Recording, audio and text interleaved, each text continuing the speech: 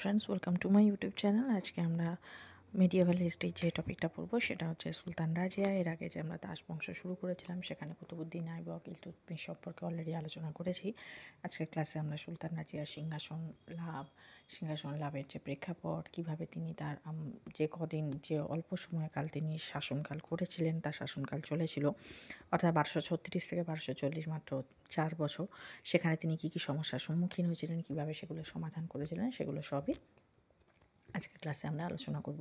তো ভিডিওটা প্রথম থেকে শেষ পর্যন্ত ধৈর্য সহকারে দেখো। আর যারা চ্যানেলে ফার্স্ট টাইম ভিজিট করছো তাদের জন্য বলবো তারা কিন্তু অবশ্যই চ্যানেলকে সাবস্ক্রাইব করো, কারণ এই চ্যানেলে হিস্ট্রি ডেসক্রিপটিভ ক্লাস করা হয় বিভিন্ন যে কম্পিটিটিভ এক্সামগুলো আছে তার কথা মাথায় রেখে, যেমন ধরো পিএসসি অ্যাসিস্ট্যান্ট, মাস্টার, মিস্ট্রেস, বা ধরো তোমার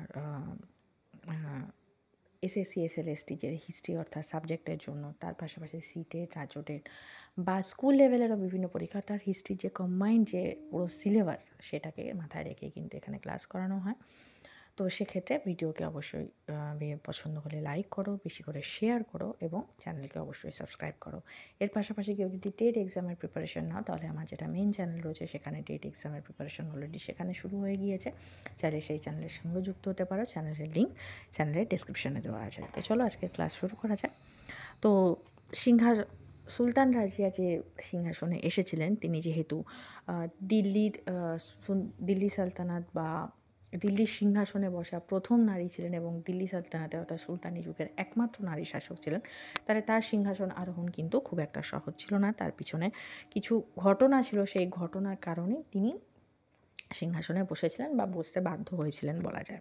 কি 1227 খ্রিস্টাব্দে বাংলার বিদ্রোহী শাসক সুলতান ঘিয়াসুদ্দিন ইওয়াজ খলজির বিদ্রোহ দমন করে সুলতান শামসুদ্দিন ইলতুৎমিশের, যিনি সবথেকে বড় পুত্র ছিলেন, যুবরাজ যিনি ছিলেন নাসিরউদ্দিন মাহমুদ, বাংলার শাসনকর্তা নিযুক্ত হন।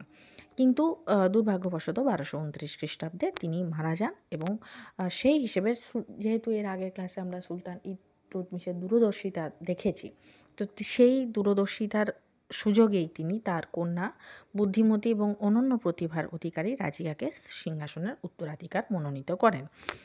এরপরে 1236 খ্রিস্টাব্দে যখন ইলতুৎমিশের মৃত্যু হয়, তার মৃত্যুর পর যেহেতু তৎকালীন সমাজে অর্থাৎ মধ্যযুগে একজন নারীর শাসক থাকবে না, অর্থাৎ নারীর শাসনে পুরুষরা অর্থাৎ আমির উমরাওদের একটা যথেষ্ট বা অভিজাত শ্রেণীর একটা যথেষ্ট প্রতিপত্তি ছিল। দিল্লি সুলতানিতে তাদের যথেষ্ট কী বলবো, যেটাকে বলা হয় দাবদাবা ছিল বা আধিপত্য ছিল, তাহলে সেই হিসেবে কিন্তু তারা এটাকে সহজে মেনে নিতে পারেননি। সেই জন্যই তারা কী করলেন, যে সুলতানের যে মনোনয়ন সেটাকে তারা অগ্রাহ্য করে সুলতানের আরেক পুত্র রুকনুদ্দিন ফিরোজকে তারা সিংহাসনে আরোহণ করতে সাহায্য করেন। কিন্তু রুকনুদ্দিন ফিরোজ ছিলেন একেবারেই অদক্ষ ও অযোগ্য। তিনি যে অল্প সময় শাসন করেছিলেন সেটা পুরোপুরি অপশাসন ছিল এবং রাজ্যে বিভিন্ন জায়গায় কী হয়, যদি কেন্দ্রে স্ট্রং শাসন না থাকে তাহলে কি হবে, যে প্রাদেশিক বিভিন্ন জায়গায় বিদ্রোহ জেগে উঠবে, একটা স্বৈরাচারের সৃষ্টি হবে। ঠিক এরকম আইন শৃঙ্খলা ভেঙে পড়ছে। এই অবস্থায় কিন্তু কী করলেন, যে রানী মাতা যিনি ছিলেন শাহ তুর্কান, তিনি তার হাতে সমস্ত ক্ষমতা হস্তগত করেন। কিন্তু তা সত্ত্বেও কিন্তু কোনোভাবেই পরিস্থিতি অনুকূলে আসছিল না। সেই অবস্থায় কি হচ্ছে, দিল্লির অভিজাত শ্রেণী এবং আমির ওমরাওরা রুকনুদ্দিন ফিরোজ এবং রানী মাতা শাহ তুর্কানকে দিল্লির উপকণ্ঠে একটা যুদ্ধে পরাজিত করেন এবং তাদের কারাগারে বন্দি করেন। এবং সেই অবস্থায় দিল্লিতে যে একটা এই যে অচলাবস্থা কাটানোর জন্য, অর্থাৎ একটা স্থিতাবস্থা আনার জন্য তারা ইলতুৎমিশের মনোনয়নকারী যে সুলতান রাজিয়া তাকে আমন্ত্রণ করেন দিল্লির সিংহাসনে অধিষ্ঠান হওয়ার জন্য, এবং তিনি সেই আমন্ত্রণ স্বীকার করে দিল্লির সিংহাসনে অধিষ্ঠিত হন। এরপরে তার সময় যেহেতু তিনি একটা অরাজকতা পরিস্থিতির মধ্যে দিল্লির সিংহাসনে বসেছিলেন, তাহলে প্রথমেই তাকে কিছু কিছু সমস্যার সম্মুখীন হতে হয়েছিল এবং তার মধ্যে বিভিন্ন বিদ্রোহ ছিল। সিংহাসনে আরোহণ করে সুলতান রাজিয়া একটি সুশৃঙ্খল শাসন ব্যবস্থা প্রবর্তনের কাজে নিজেকে নিয়োগ করেন। এক্ষেত্রে প্রথম দিকে যেমন ধরো সুদূর বাংলা প্রদেশ এবং উচের শাসকগণ তারা দিল্লি সুলতানি তথা সুলতান রাজিয়ার আনুগত্য স্বীকার করে নেন। কিন্তু অনেক প্রশাসন ছিল, যেখানে কিন্তু তারা মেনে নিতে হয়নি। এক্ষেত্রে তুর্কিদের একটা কিন্তু গুরুত্বপূর্ণ প্রভাব ছিল।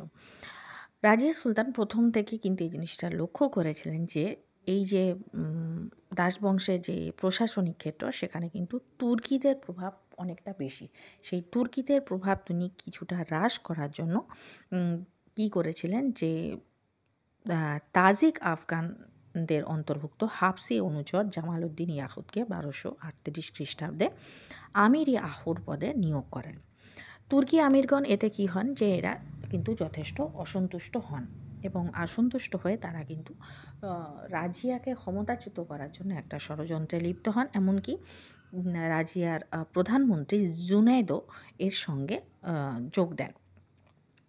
এরপরে কিন্তু কারামিতা ও মুলাহিদ সম্প্রদায় নূর উদ্দিন নামক একজন তুর্কির নেতৃত্বে তারা বিদ্রোহ ঘোষণা করে, কিন্তু সুলতান রাজিয়া খুবই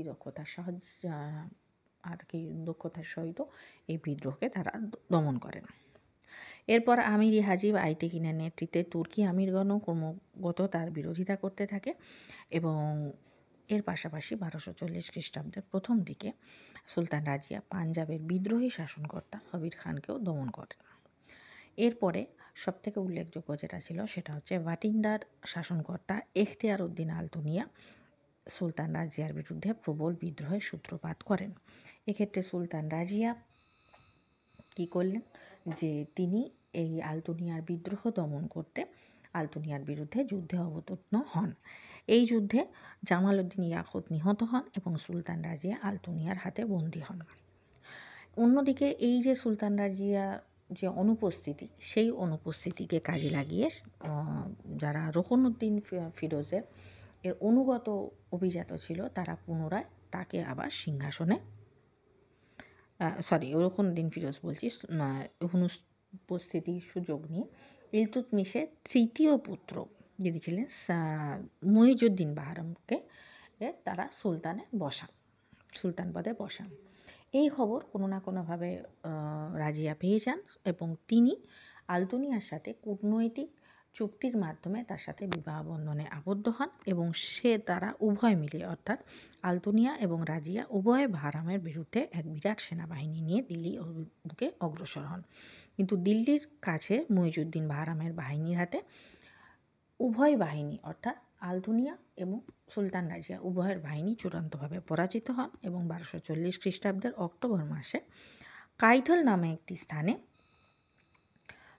একজন হিন্দু আততায়ীর হাতে সুলতান রাজিয়া এবং আলতুনিয়া উভয় নিহত হন। অর্থাৎ এই 4-5 বছরের যে রাজত্বকালে তাকে কিন্তু বিভিন্ন সমস্যার সম্মুখীন হতে হয়েছিল এবং এই সমস্যা, বিদ্রোহ, এগুলো দমন করে মাধ্যমে কিন্তু তাকে শাসনকার্য পরিচালনা করতে হয়েছিল। সুলতান রাজিয়ার কৃতিত্ব কী? সুলতান রাজিয়া ছিলেন অত্যন্ত সাহসী, বুদ্ধিমতী এবং একজন সুদক্ষ যোদ্ধা। তিনি দিল্লি সুলতানিতে আরোহণকারী প্রথম এবং একমাত্র নারী শাসক। দিল্লি সিংহাসনে আরোহণকারী প্রথম নারী শাসক এবং দিল্লি সুলতানের একমাত্র নারী শাসক।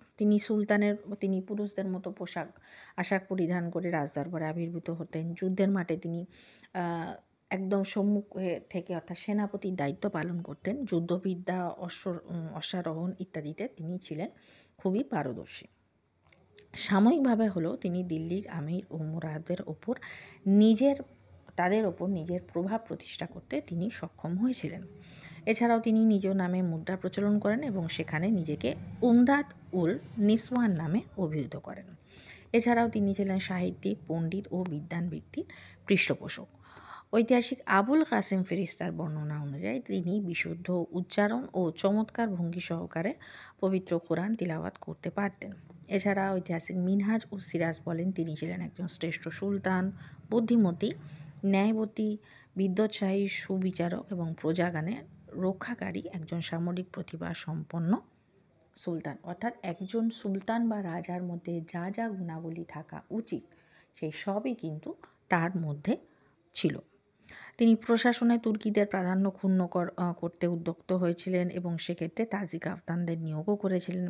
তিনি কারামিতা ও মুলাহিদ সম্প্রদায়ের বিরুদ্ধে তাদের বিদ্রোহ কঠোর হাতে দমন করেন। পাঞ্জাবের শাসনকর্তাকেও তিনি কঠোর হাতে দমন করেন।